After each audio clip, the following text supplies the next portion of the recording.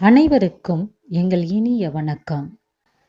இக்கட்டான சூழலில் தெய்வங்களாக இருக்கும் மருத்துவர்கள், பாதுகாப்பு வீரர்கள் என பொதுமக்களின் துன்பங்களை தங்களின் துன்பமாக தாங்கிக் கொண்டு பலரும் இருக்கின்றனர்.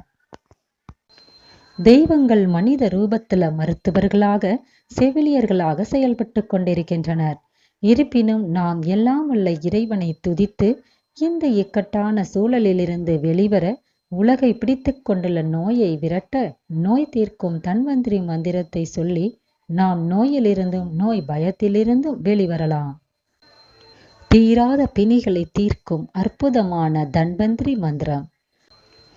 ஓம் நமோ பகவதே வாசுதேவாய தன்வந்திரையே அமிர்த கலசஹஸ்தாய சர்வ ஆமய விநாசனாய திரைலோக்கிய நாதாய் ஸ்ரீ மகா விஷ்ணவே நம.